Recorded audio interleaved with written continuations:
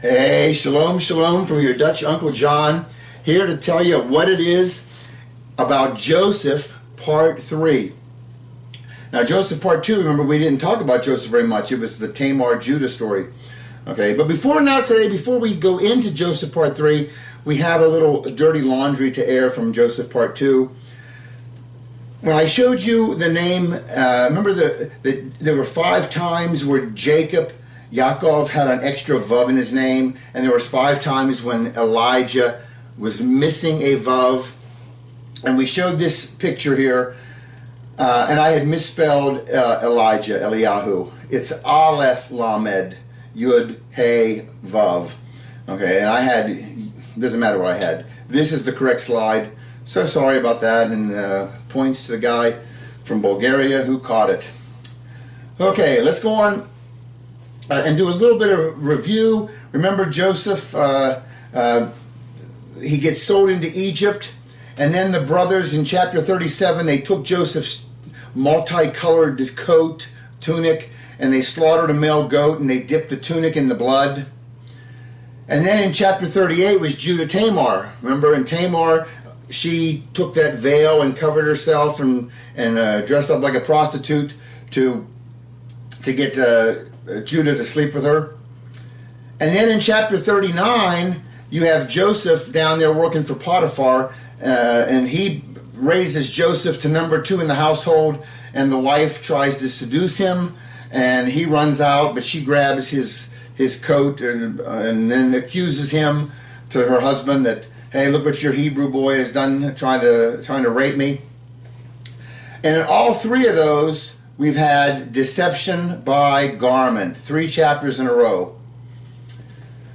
Okay, and then it left Potiphar in the position where he's got to punish Joseph, because if he doesn't, it looks like he doesn't believe his wife, and he shouldn't believe his wife. She was just a scorned woman and upset. So we left off in Genesis 39, and it says, verse 20, so Joseph's master took him and put him into the jail, the place where the king's prisoners were confined, and he was there in the jail. But the Lord was with Joseph and extended kindness to him and gave him favor in the sight of the chief jailer. The chief jailer committed to Joseph's charge all the prisoners who were in the jail, so that whatever was done there, he was responsible for it. The chief jailer did not supervise anything under Joseph's charge because the Lord was with him, and whatever he did, the Lord made him to prosper. So now Potiphar raises him to number 2 in his household, and then the chief jailer raises him to number 2 in the jail. Okay, Genesis 40, verses 1. Then it came about after these things that the cupbearer and the baker for the king of Egypt offended their lord, the king of Egypt. Pharaoh was furious with his 2 officials, the chief cupbearer and the chief baker. Take note of those 2. So he put them in confinement in the house of the captain of the bodyguard in the jail, the same place where Joseph was imprisoned. The captain of the bodyguard put Joseph in charge of them, and he took care of them, and they were in confinement for some time. Then the cupbearer and the baker for the king of Egypt, who were confined in jail, both had a dream the same night, each man with his own dream, each dream with its own interpretation. When Joseph came to them in the morning and observed them, behold, they were dejected. In verse 7, he asked Pharaoh's officials who were with him in confinement in his master's house, why are your faces so sad today? Then they said to him, we have had a dream, and there is no one to interpret it. Then Joseph said to them, do not interpretations belong to God? Tell it to me, please. So the chief cupbearer told his dream to Joseph and said, in my dream, behold, there was a vine in front of me. On the vine were 3 branches, and as it was budding, its blossoms came out, and its clusters produced ripe grapes. Now Pharaoh's cup was in my hand, so I took the grapes and squeezed them into Pharaoh's cup, and I put the cup in Pharaoh's hand. Then Joseph said, this is the interpretation of it. The 3 branches are 3 days. Within 3 days, Pharaoh will lift up your head and restore you to your office, and you will put Pharaoh's cup in his hand according to your former custom when you were his cupbearer. Only keep in mind when it goes well with you, and please do me a kindness by mentioning me to Pharaoh and get me out of this house. For I was in fact kidnapped from the land of the Hebrews, and even here I have done nothing that they should put me in this dungeon. Okay, this is all kind of cool, isn't it? How this is all working out. Joseph thinking, this is get me out of here. Okay, and then there's the chief baker, and he sees all this happening. So when the chief baker, is verse 16, when the chief baker saw that he had interpreted favorably, he said to Joseph, I also saw in my dream, and behold, there were 3 baskets of white bread on my head. And in the top basket there was some of all sorts of baked food for Pharaoh, and the birds were eating them out of my basket on my head. Then Joseph answered and said, This is the interpretation. The 3 baskets are 3 days. Within 3 more days, Pharaoh will lift up your head from you and will hang you on a tree, and the birds will eat your flesh off of you. Okay, not as rosy outcome as the cupbearer there, right? Verse 20, Thus it came about on the 3rd day, which was Pharaoh's birthday, that he made a feast for all his servants. And he lifted up the head of the chief cupbearer and the head of the chief baker among his servants. He restored the chief cupbearer to his office, and he put the cup in Pharaoh's hand, but he hanged the chief baker, just as Joseph had interpreted to them. Yet the chief cupbearer did not remember Joseph, but forgot him. Okay, a lot going on right there. Notice a couple things. One, notice that these dreams have come in pairs. Okay, in fact, we saw it back in the first video. Remember, Joseph has a dream where there were all the sheaves of wheat, and they're bowing down to him. And then Joseph has a second dream where the sun, moon, and stars are bowing down to him. Those dreams came in pairs. And here we have dreams coming in pairs again. Whenever something is repeated in the Bible, it is established. Okay? It's going to happen. So that's kind of cool. And notice also here the 2 guys that have the dreams. One is the cupbearer. The cupbearer holds the wine. The wine would represent the blood. And then you have the chief baker, and the baker represents the bread. You got the bread and the wine. You see that picture, okay, showing up here. And the bread represents the flesh. The wine represents the blood. We are to live not after the flesh. We are to be under the blood of Yeshua, right? Saved by the blood. Notice which one of these 2 guys ends up living and which one dies. The one associated with the wine, blood, he lives. The one associated with the bread, the flesh, he dies. Okay? I think that's a nice picture there, don't you think? Okay. Okay, verse 41. Now it happened at the end of 2 full years that Pharaoh had a dream, and behold, he was standing by the Nile. And lo, from the Nile there came up 7 cows, sleek and fat, and they grazed in the marsh grass. Then behold, 7 other cows came up after them from the Nile, ugly and gaunt, and they stood by the other cows on the bank of the Nile. The ugly and gaunt cows ate up the 7 sleek, fat cows. Then Pharaoh awoke. Verse 5. He fell asleep and dreamed a second time, and behold, 7 ears of grain came up on a single stalk, plump and good. Then behold, 7 ears, thin and scorched by the east wind, sprouted up after them.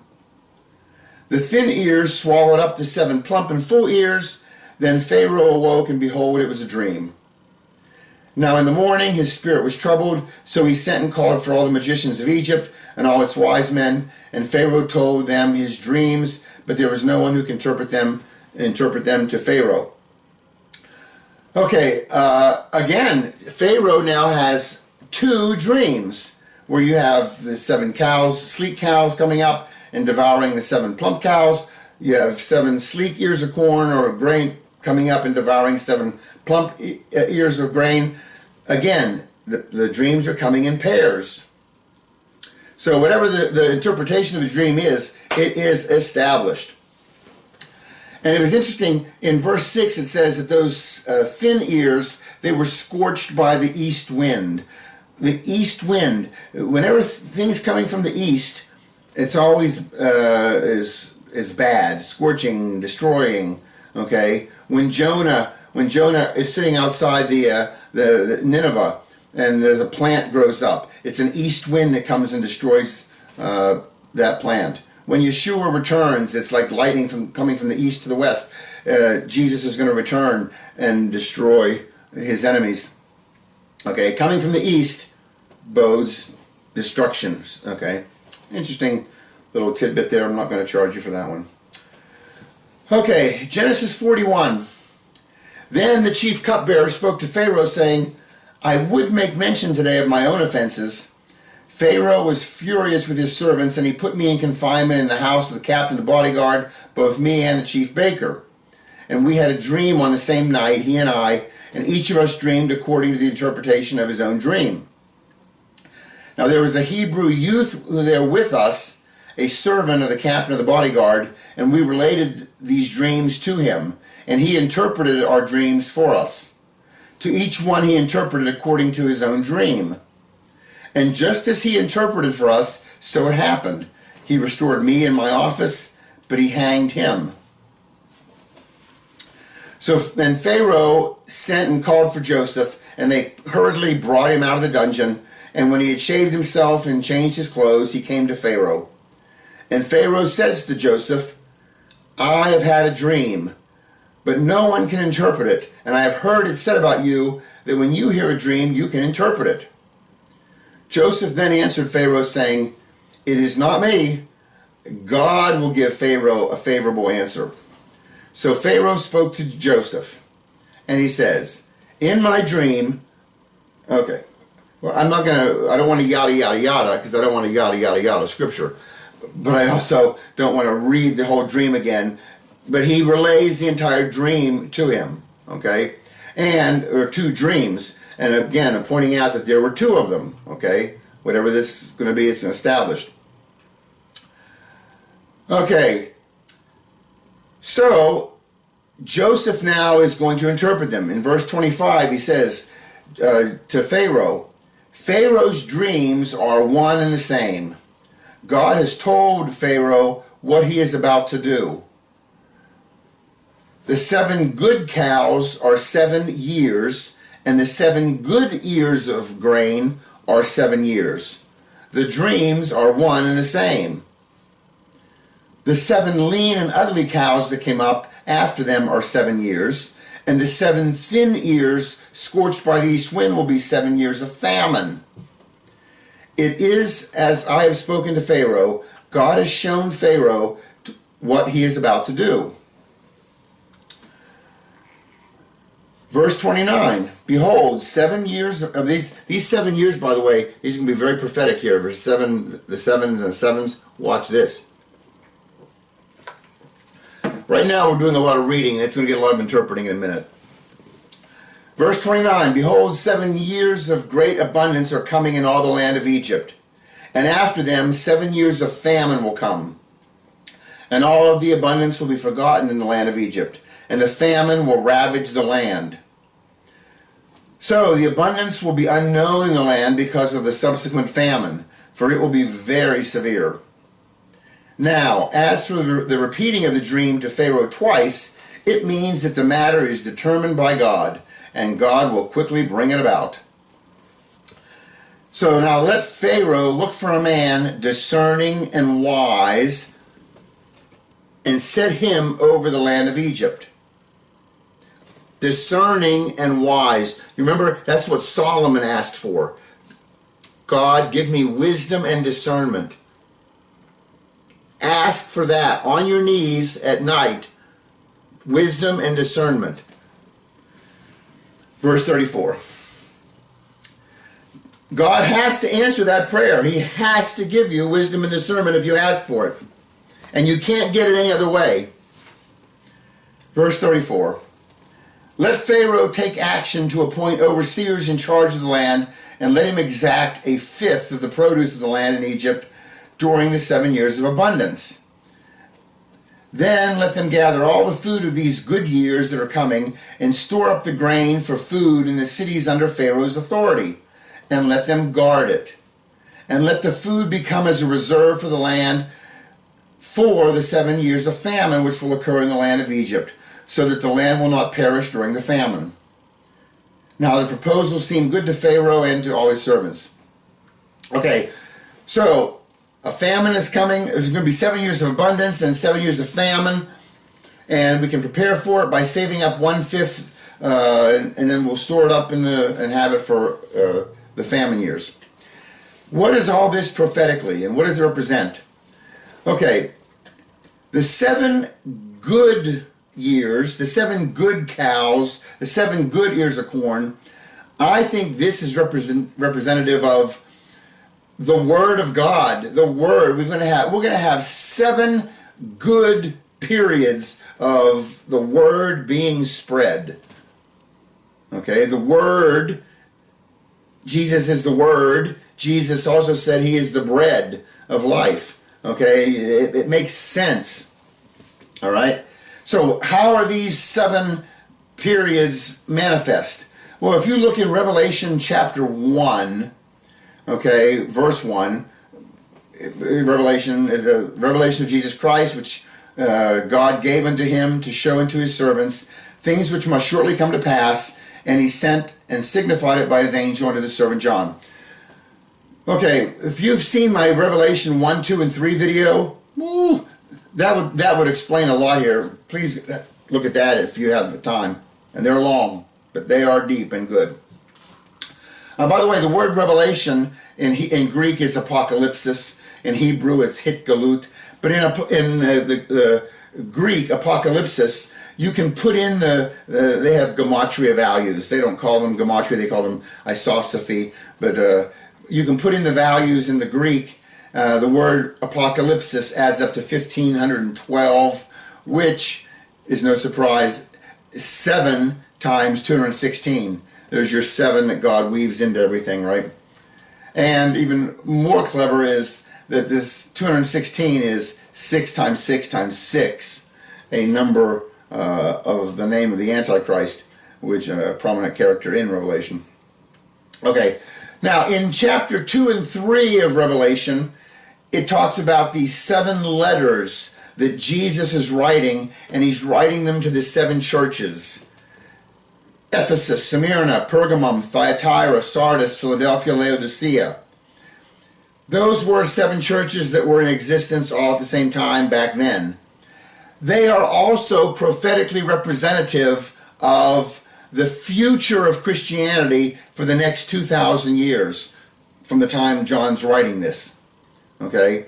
Ephesus covered the apostolic period up to about 100 AD. Then Smyrna, myrrh is embalming spice. Myrrh represents persecution, and Smyrna church represents the persecuted church. When Rome was throwing Christians to the lions, and the Christians were hiding out in catacombs. Okay, and that went on for about a 200-year period. And then you had Pergamum, which was when Constantine became a Christian. And then Thyatira was when the Catholic Church carried the banner of Christianity for the next 800 years. And Sardis represented the Protestant Reformation.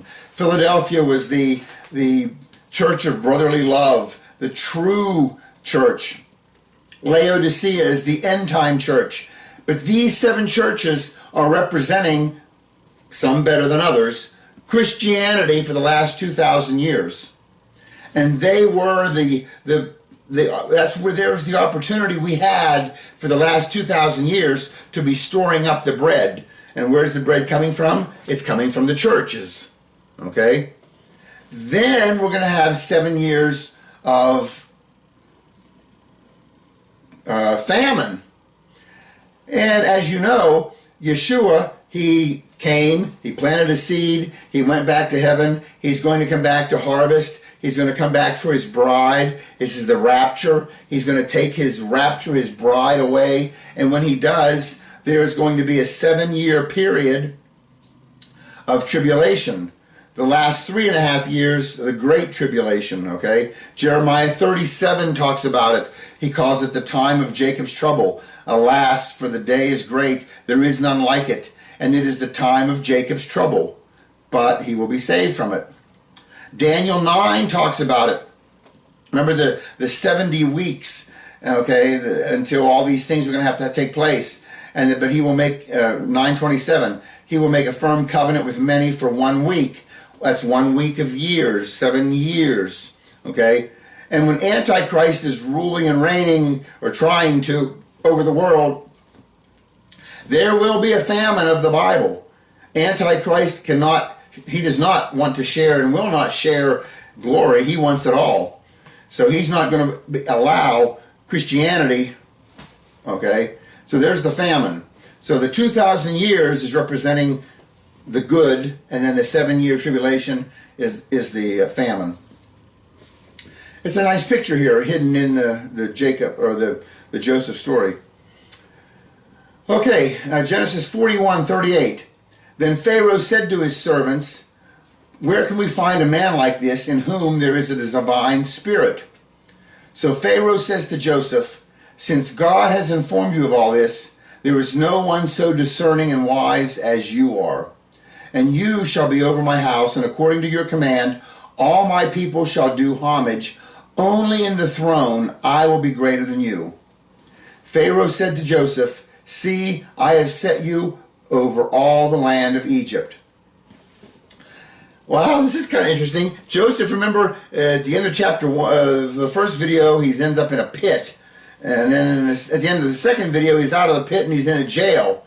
Okay? And now, here in the third video, he's risen to number 2 in all of Egypt. Egypt, by the way, represents the world. You always have Israel, and then you have the world.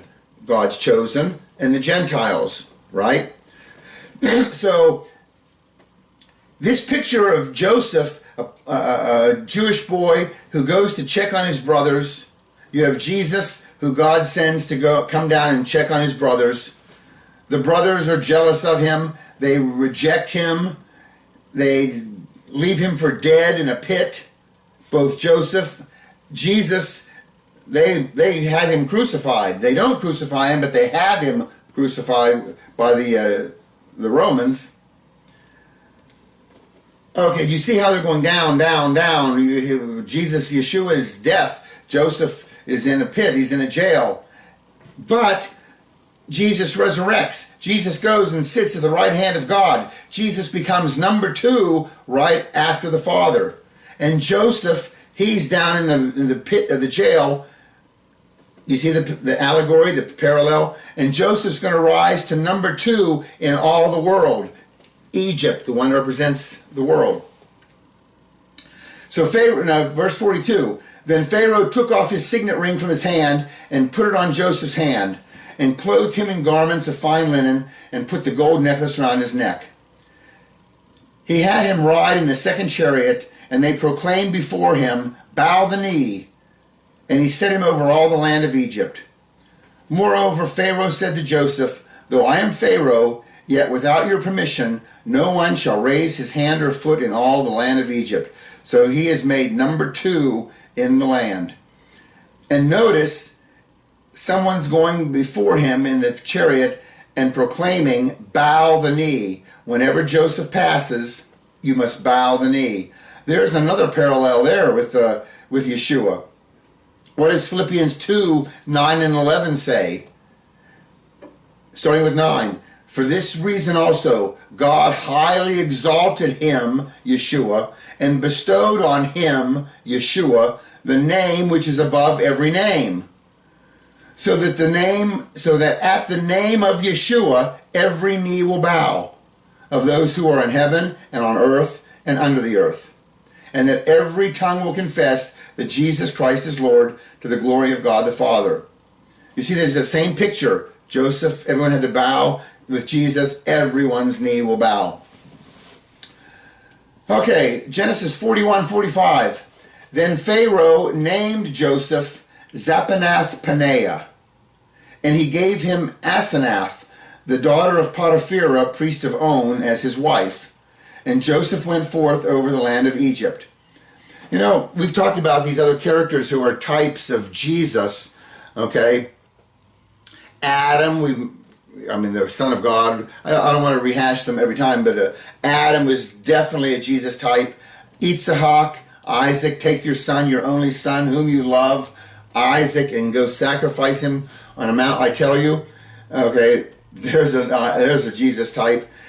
Moses, we did a 5-part video on the parallels, the prophet most like Moses. Okay, Boaz, the kinsman redeemer in the Ruth story.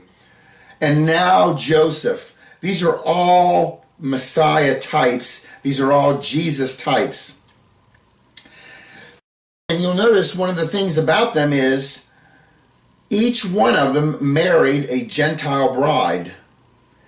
Here, Pharaoh gave him Asenath, the daughter of Potipherah, priest of On. That's a foreigner. He's not a Jew, right? Adam marries Eve. Eve is a Gentile. Remember, there's no Jews until Judah shows up. Yitzhak marries Rebekah. They go on. He says, do not get a Canaanite. Go find a bride over here. Okay? Moses married Jethro's daughter. He was a priest of Midian. Zipporah was her name. Boaz married Ruth, the Moabite. And Yeshua, he's going to marry a Gentile bride. His Gentile bride being the church. Got it? Okay, Genesis 41:46. Now Joseph was 30 years old when he stood before Pharaoh, king of Egypt, and Joseph went out from the presence of Pharaoh, and he went through all the land of Egypt. During the 7 years of plenty, the land brought forth abundantly, so he gathered all the food of these 7 years which occurred in the land of Egypt, and placed the food in the cities, and he placed in every city the food from the fields around it. Joseph stored up grain in great abundance, like the sand of the sea, until he stopped measuring it, for it was beyond measure. Now watch this. Verse 50. Now before the year of famine came, 2 sons were born to Joseph, whom Asenath, the daughter of Potipherah, priest of On, bore to him. Okay, what have we here? Let me just point out a couple things. These 2 boys that Joseph has, they are not Jews. They are Gentiles. It depends on your mother. That's how it's established, okay? So, because the mother was Asenath, daughter of Potipherah, priest of On, Egyptian, the 2 boys are going to be Egyptian. Just keep that in mind. And look what we have here. A Joseph, who is a Jesus type.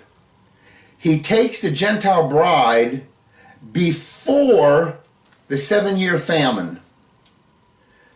What's the parallel? When is the rapture? When is Jesus going to take his church? Some people say it's before the tribulation. Some people it's mid-trib. Some people it's at the end of the tribulation period.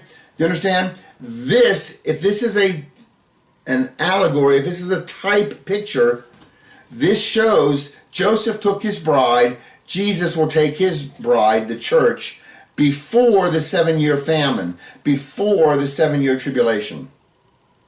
Make sense? It's a nice picture for a pre-trib, okay? And plus, it's more logical. I mean, a post at the end of the 7 years, you know, the rapture is not the second coming. The rapture is him taking his bride. The second coming is he comes back to destroy all his enemies, and we come with him, okay? And he destroys them all, and then we all have a big feast, the marriage supper. Okay? It doesn't make sense that he would leave us here for the 7 years of tribulation and then whisk us up, okay? He beat the hell out of us for 7 years and then take us to dinner. That's not the picture I see of Yeshua coming for his bride. Okay. So 51, verse 51, Joseph named the firstborn Manasseh, for, he said, God has made me forget all my trouble in my father's household. There's a lot hidden in that word Manasseh, I guess. And he named the second Ephraim, for he said, God has made me fruitful in the land of my affliction. That word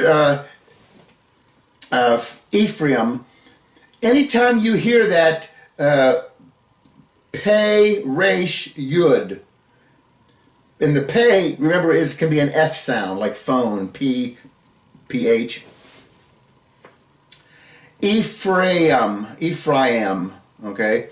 And it's the P-R-I. P-R-I, F-R-I. You see the word fruit. It's a peri in Hebrew, but the P can be an F, and the F and the R. And the word fruit comes very similar from the word P-R-I that we have in Hebrew. Or that's what I see anyway. Okay. And Ephraim is going to mean fruitful. Okay.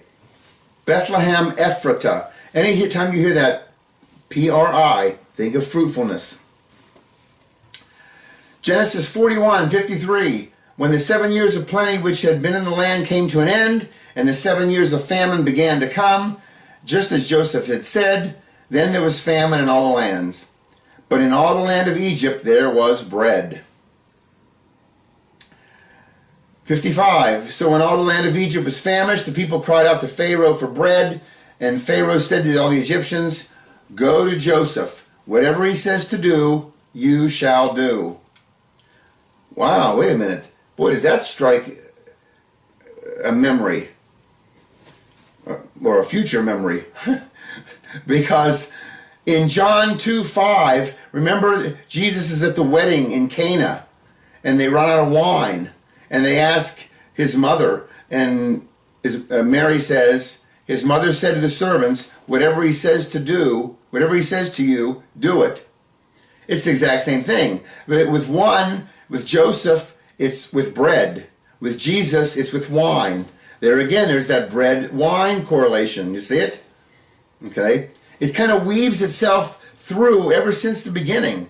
Okay? Even, remember, Melchizedek brought bread, Abraham brought bread and wine from Melchizedek. All right, Genesis 41:56. When the famine was spread over all the face of the earth, then Joseph opened all the storehouses and sold to the Egyptian, and the famine was severe in the land of Egypt. The people of all the earth came to Egypt to buy grain from Joseph because the famine was severe in all the earth. Okay, how do we solve the famine? John 6:35, Jesus said to them, I am the bread of life. He who comes to me will not hunger. He who believes in me will never thirst. You see the parallel between Joseph and Jesus, Yeshua. Okay, Genesis 42. It's going to get good here. Watch this. Genesis 42, verse 1. Now Jacob, remember him? This is the father of all these boys.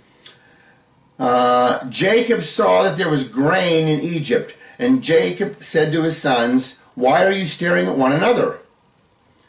He said, behold, I have heard that there is grain in Egypt. So go down there and buy some for us from that place, so that we may live and not die. The 10 brothers, verse 3, and wait a minute. Go back one verse. What did that verse say? Now Jacob saw that there was grain in Egypt, and Jacob said to his sons, why are you staring at one another? My goodness, you don't understand how prophetic that verse is? We just read right past that and not think twice about it. Unbelievable verse right there. You got Jacob, you have all his sons. And remember, Jacob gets his name changed to Israel. Jacob is Israel. These are the sons of Israel all around him. Okay? And they got a problem. They need bread. And what are the boys doing? They're looking at each other. Well, what do you think? Well, you have an idea? We need bread. How are we going to do this? What do you got an idea? Do you understand what's happening?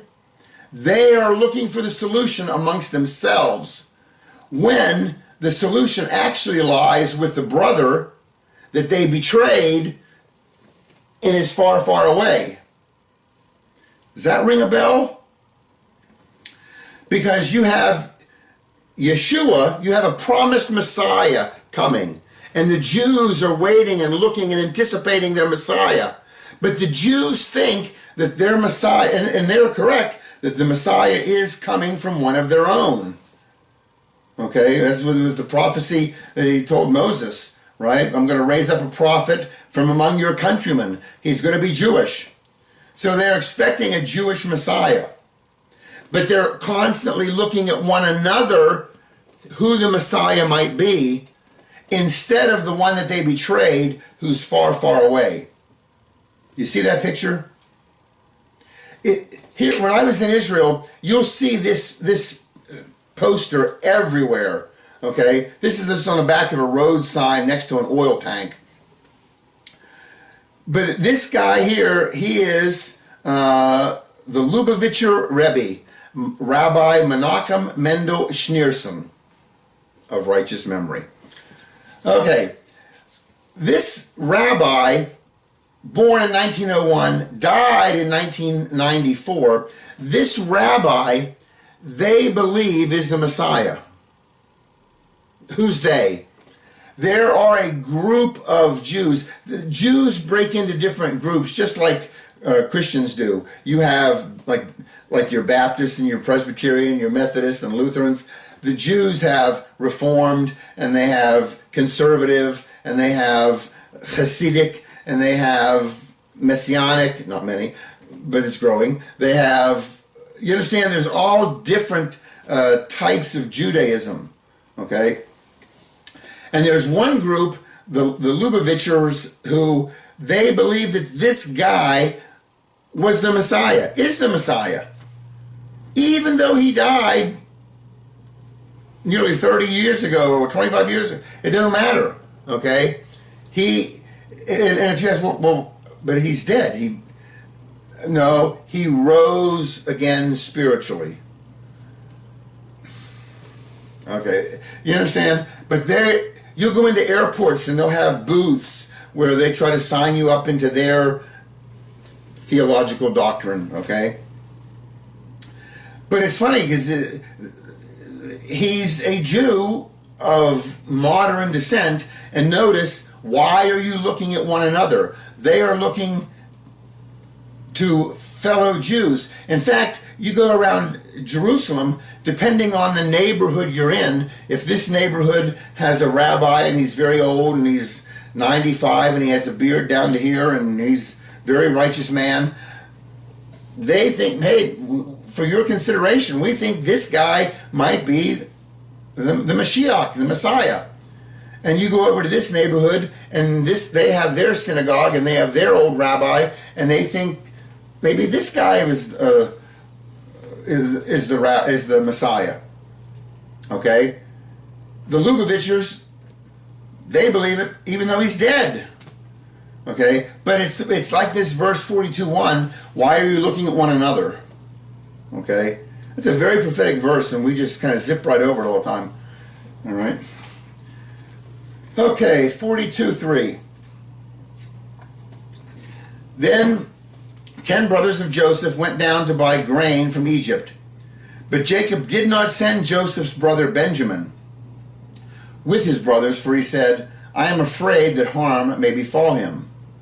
So the sons of Israel came to buy grain. Among those who were coming for the famine was in the land of Canaan also. Verse 6, now Joseph was the ruler over the land. He was the one who sold to all the people of the land. Joseph's brothers came and bowed down to him with their faces to the ground. When Joseph saw his brothers, he recognized them. But he disguised himself to them and spoke to them harshly. And he said to them, "Where have you come from?" And they said, "From the land of Canaan, to buy food." And in verse 42:8 it says, "But Joseph recognized his brothers, although they did not recognize him." Why didn't they recognize Joseph? Granted, it's been 20 years since they've seen him, but the other answer, we've already covered it 3 chapters in a row. Chapters 37, 38, 39. The answer, deception by garment.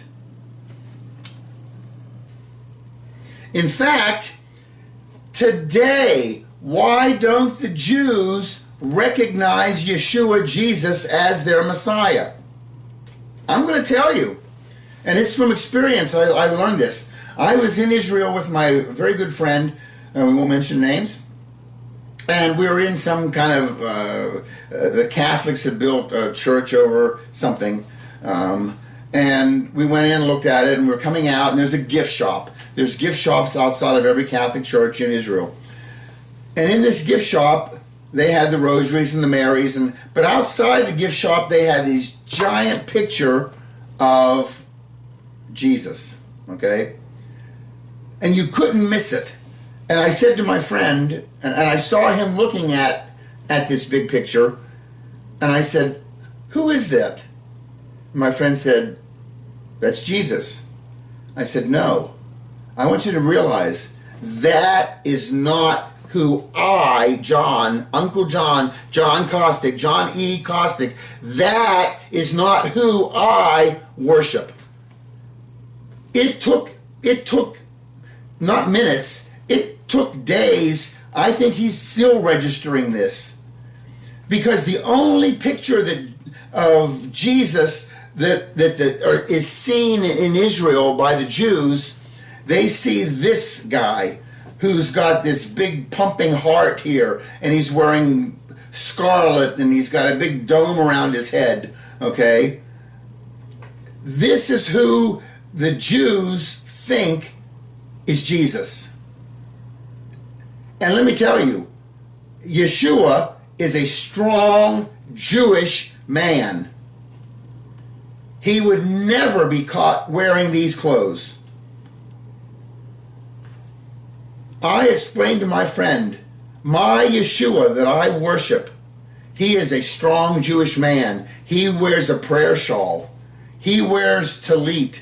He wears tzitzit.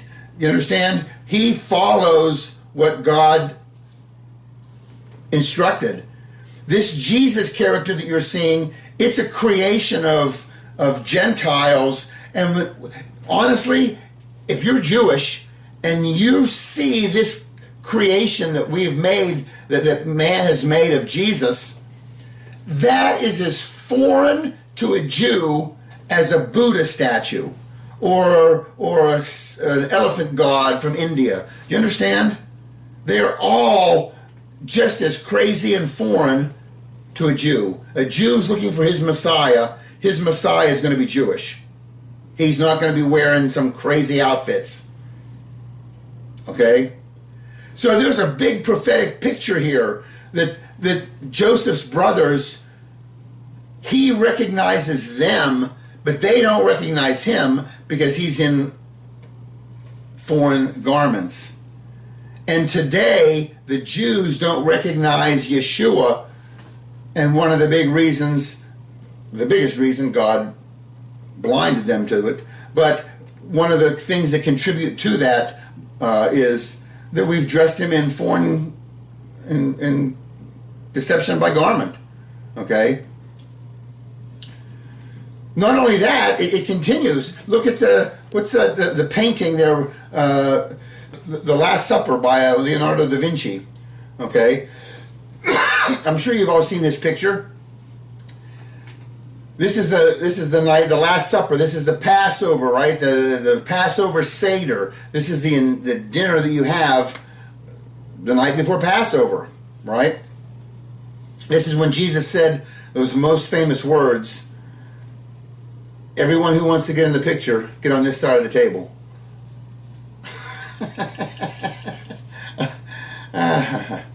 Okay, you know what? This picture, it has done more to harm the cause of Jesus, I think, because this has nothing to do with the Last Supper, a Passover Seder. First of all, that's supposed to happen on Passover Eve, at night, at sunset, when it becomes Passover. When you look at this painting, look out the window, this is like the last lunch.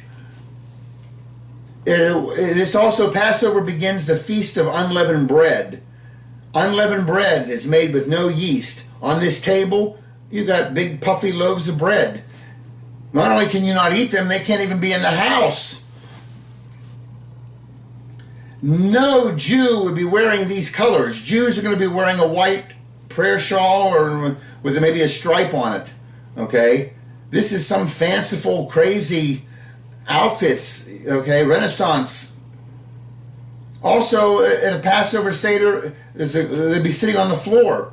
On this one, also, besides being at a table, you have light-haired people. These are the Semitic people. The Jews are going to have dark hair. Okay? None of these look Jewish. Except for one. There's one guy they put here. He's clutching the money bag. Okay? Judas. Over here. Okay? Anyway, I don't like this. I call this the Da Vinci Con, because really, there's nothing Jewish about it. There's nothing Jesus about it. It's horrible. So what would a Passover Seder look like? I think more like this, where they're sitting around on the floor, breaking the bread. Okay. It also wouldn't surprise me if they brought their wives and their kids, and because that's the true feeling, the true meaning, that, you know, of a Passover Seder, that we're all going to get together and break bread, and that'd be more in line with what it should be. Genesis 42, verse 9. Joseph remembered the dreams which he had about them, and he said, remember the dreams he had about their brothers, right? That they would be bowing down to him. You are spies. You have come to look at the undefended part of our land. And they said to him, no, my lord, but your servants have come to buy food.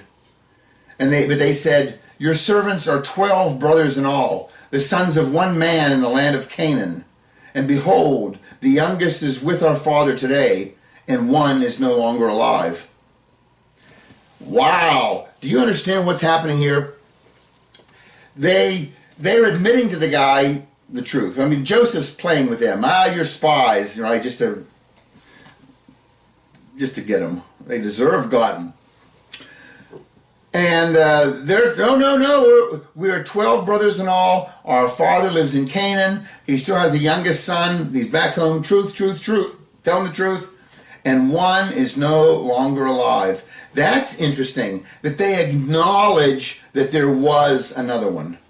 They're acknowledging that Joseph exists. And you know, there's a parallel to that as well. Because Jews, although they don't believe Yeshua, or as they call him, Jesus, because that's the only name they hear of him, they don't acknowledge that Jesus is their Messiah. They do acknowledge he is one of theirs. In fact, I find a lot of Jews, they don't know anything about Jesus, because they're not even supposed to mention his name, but a more secular Jew would say something to the effect of, oh yeah, Jesus, yeah, he was one of ours who made it big. It's kind of a joke, and they can slough it off. They know nothing else about him, okay, for the most Jews, okay. All right, but it's a prophetic picture that they do acknowledge him, even though he's no longer alive.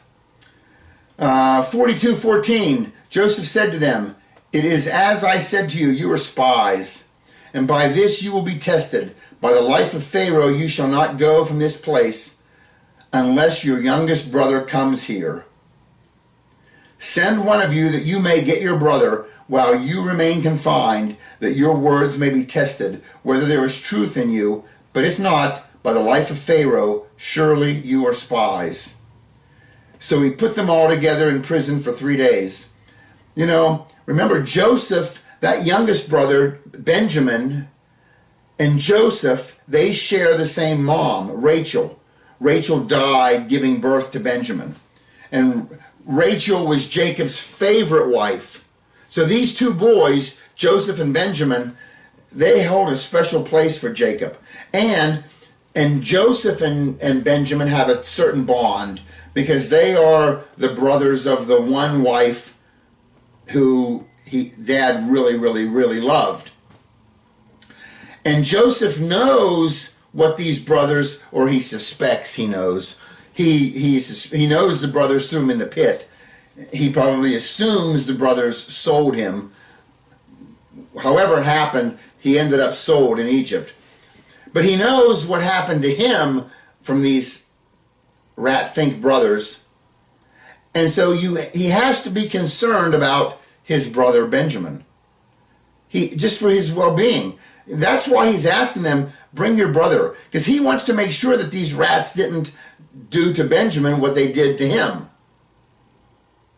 See that picture there? It's there. 42:18. Now Joseph said to them on the third day, do this and live, for I fear God. If you are honest men, let one of your brothers be confined in your prison.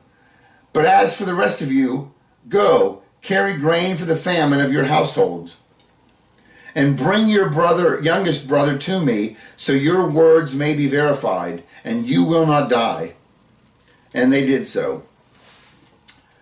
Verse 21, then they said to one another, truly we are guilty concerning our brother, because we saw the distress of his soul when he pleaded with us, yet we would not listen.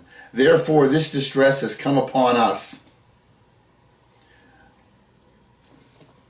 Again, the brothers, it's sinking in. What we did to Joseph, what goes around comes around. It's coming back to bite us now, okay? This is why we're having all this distress. Verse 22, Reuben answered them saying, told you so, told you so. You just smack people like that. Reuben answered them saying, did I not tell you, do not sin against the boy, and you would not listen? Now comes the reckoning for his blood.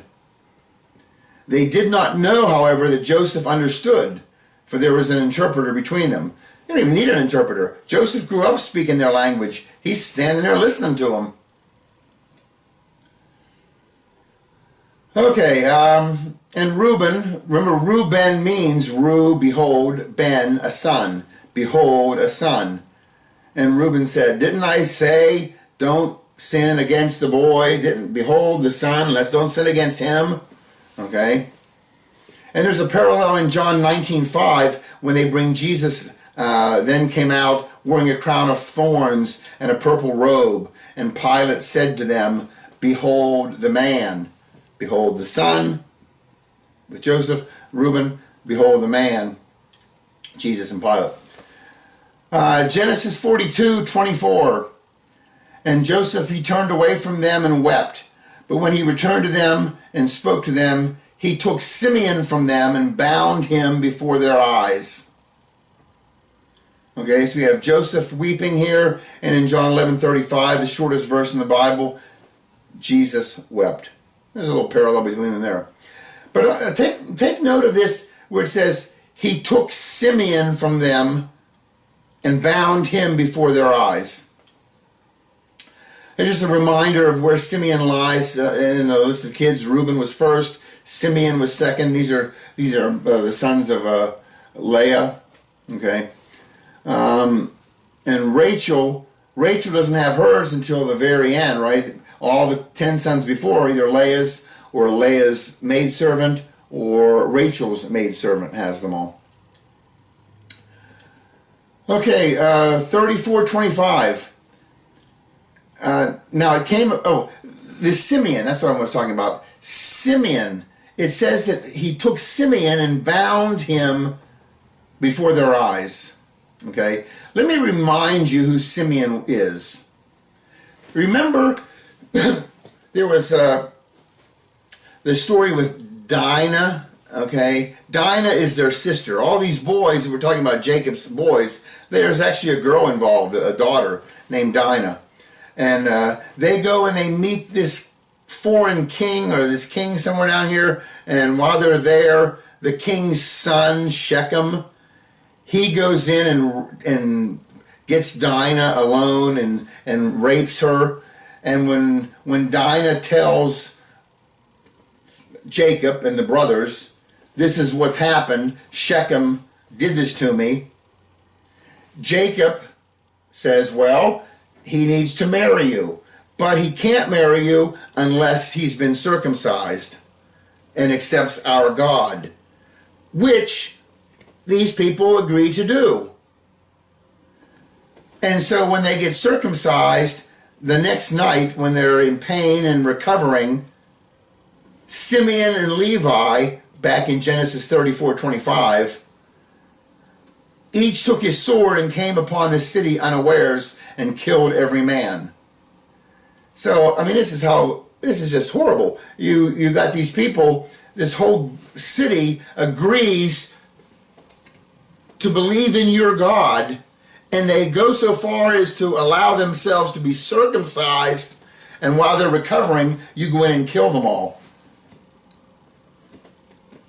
That's the mentality of Simeon, okay, just so you know.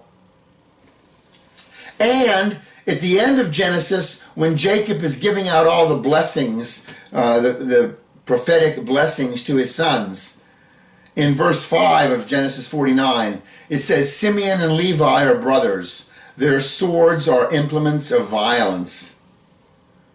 Okay? And there's some more you can read on your own.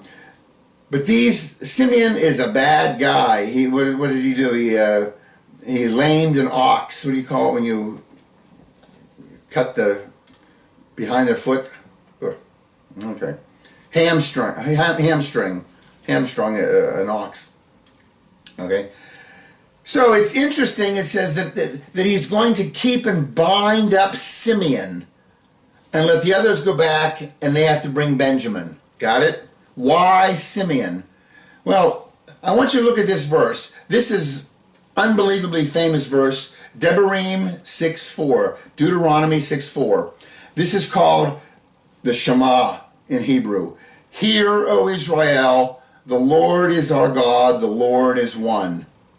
This verse, a Jew recites it when they wake up in the morning. A Jew recites it when they go to bed at night.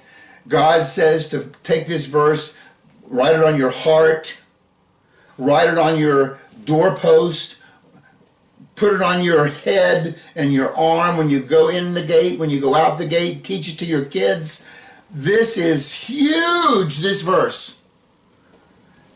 And it says, Hear, Shema, Israel, Yahweh, Eloheinu, Yahweh, Echad. Notice he says 3 times, Yahweh is 1, Eloheinu is 2, Yahweh is 3. He mentions 3 different names or titles for himself, and then he says, we're one. Okay, we've talked about this Echad in this case. It points to one, but it refers to whenever multiple things come together and become one. One cluster of grapes, okay, an example.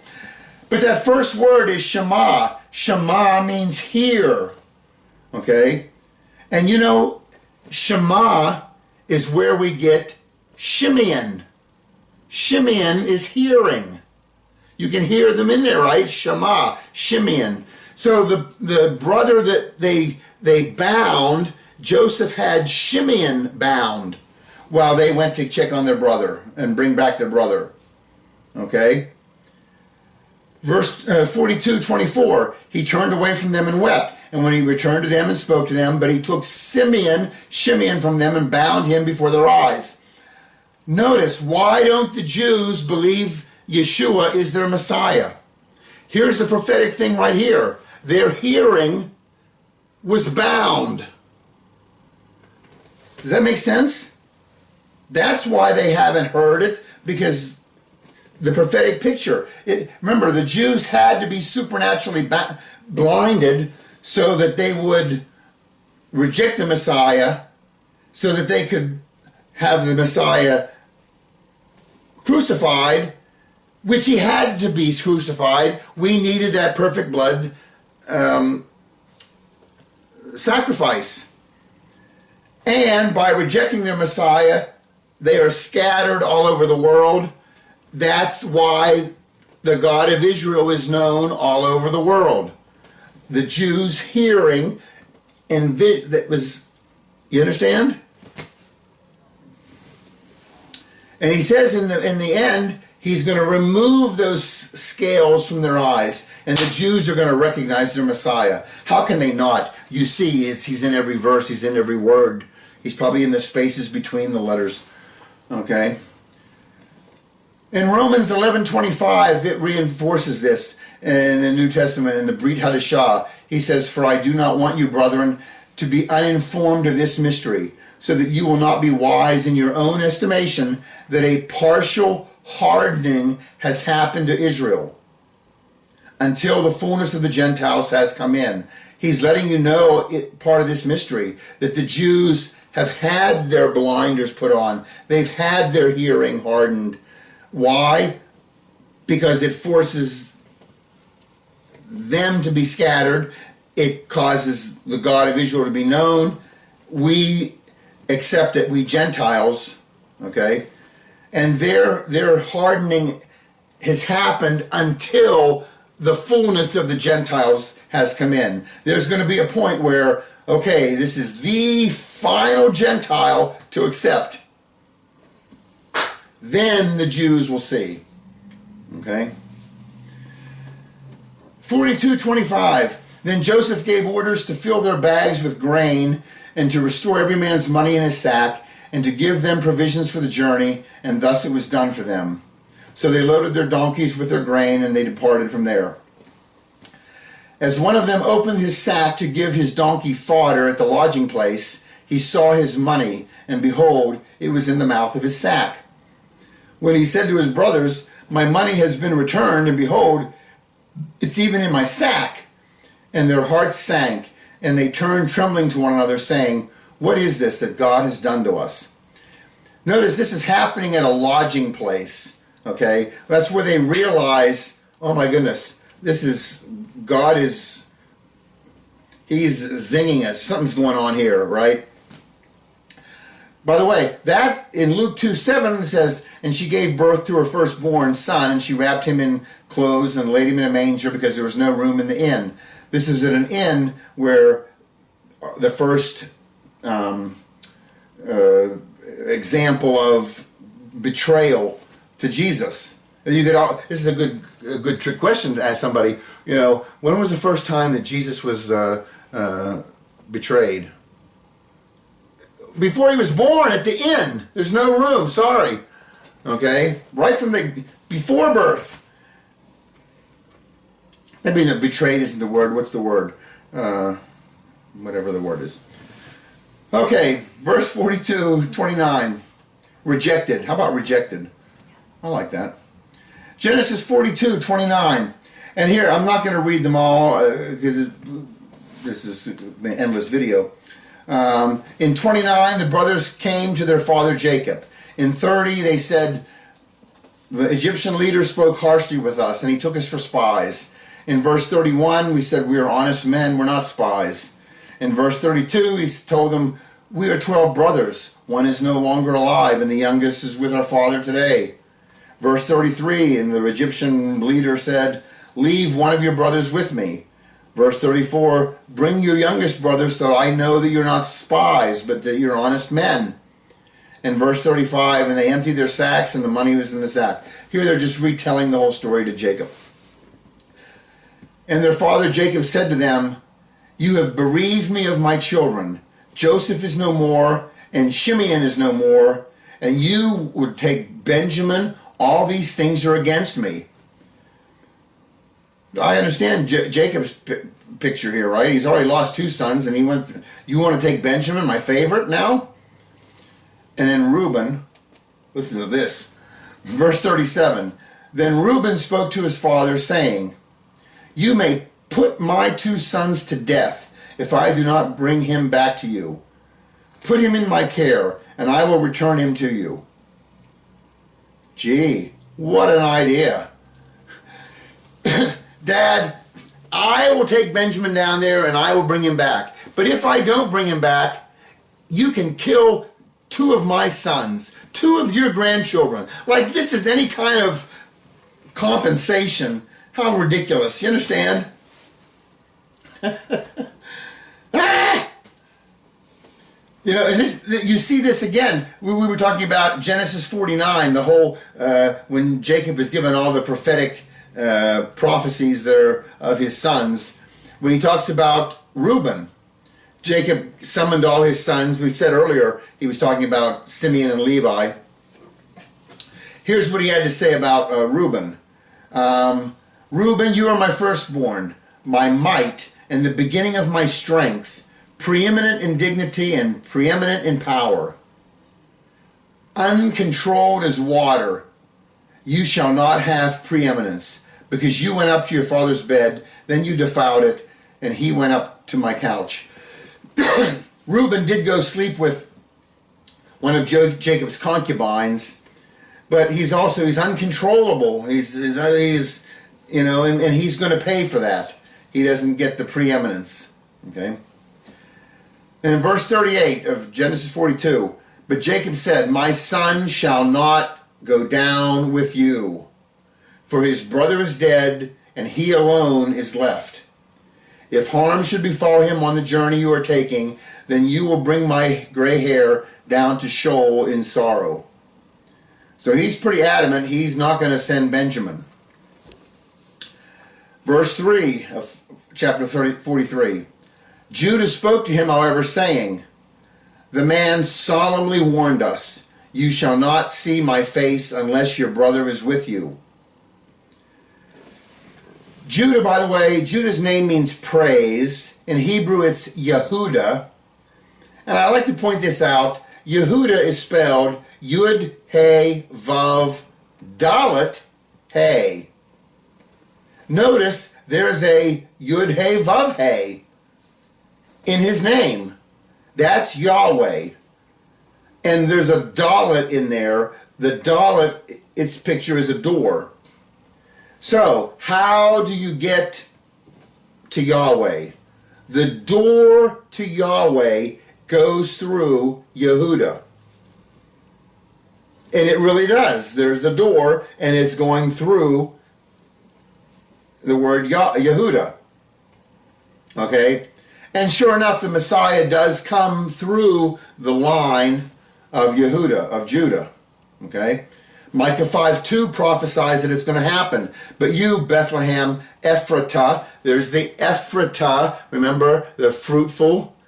But you, house of bread, Beit Lechem, but you, house of bread, fruitful, through you are, though you are small among the clans of Yehuda, Judah, out of you will come for me one who will be ruler over Israel, whose origins are from old, from ancient times. The Messiah is coming from Bethlehem. He's coming from the tribe of Judah. And his origins are eternal. This is letting you know the Messiah is God. You see the picture there? Okay. Then Israel said, Israel said, this is Jacob, right? They're switching his name here. Then Israel said, why did you treat me so badly by telling the man whether you still had another brother? And they said, the man questioned us particularly about us and our relatives, saying, is your father still alive? Have you another brother? So we answered his questions. Could we possibly know that he would say, bring your brother down? This reminds me of John 4:39 in the Brit Hadashah. Remember, Jesus is at the well with a Samaritan woman, and he knows that she's had 5 husbands, and he knows things about her. And it says, from that city many of the Samaritans believed in him, Jesus, Yeshua, because of the word of the woman who testified. He told me all the things that I have done. You know, Jesus just knew things he shouldn't have known.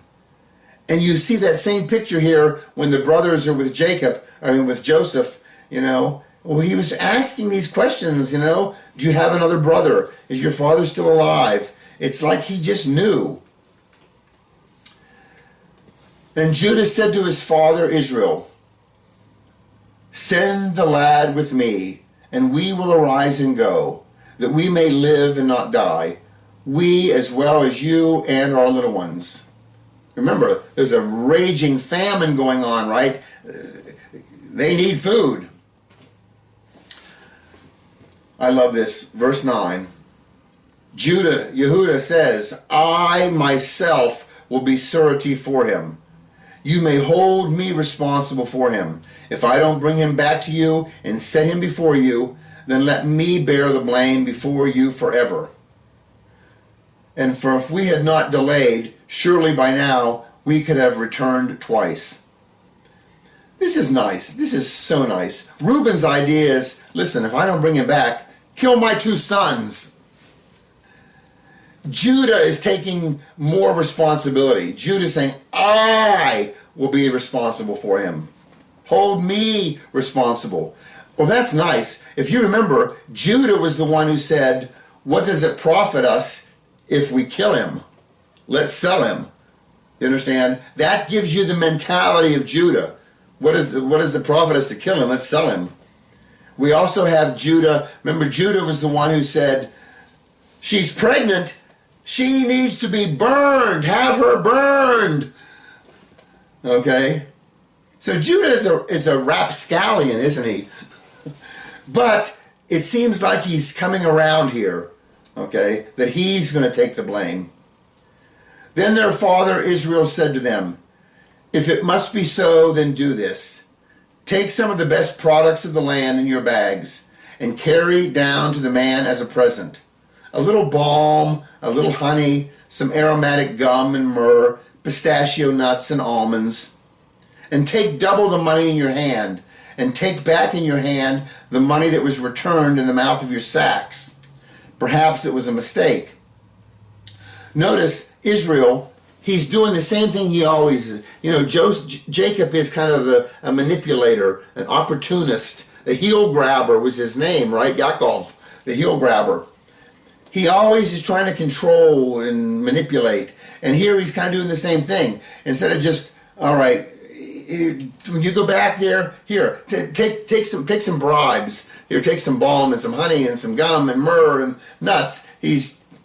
Instead of just, God, take them safely and bring them back safely. You understand? That's the way it needs to go, not him trying to manipulate it through there. Verse 13, take your brother also, and arise, and return to the man. And may God Almighty grant you compassion in the sight of the man, so that he will release to you your other brother and Benjamin. And as for me, if I am bereaved of my children, I am bereaved. So the men took this present, and they took double the money in their hand, and Benjamin, and they arose and went down to Egypt and stood before Joseph. Verse 16, when Joseph saw Benjamin with them, he said to the house steward, bring the men into the house, and slay an animal and make ready, for the men are to dine with me at noon. So the men did as Joseph said, and brought the men to Joseph's house. Now the men were afraid, because they were brought to Joseph's house, and they said, is it because of the money that was returned in our sacks the first time that we have brought in, that we may seek occasion against us and fall upon us and take us for slaves with our donkeys? They're worried, you see, because the money was put back in their sack. Maybe this is some kind of a trick. They're going to get us in here and then they're going to zing us, okay? Okay, I think this is a good part to end Joseph part 3. We should have one more part and we're done with Joseph. I'm not sure what we're doing next. Anyway, thanks for watching. To God be the glory. To God be the honor. To God be the praise. And seriously, isn't it neat, the prophetic stuff, how that weaves in, and you see it. It's just there. Okay, God bless. See you soon. Bye.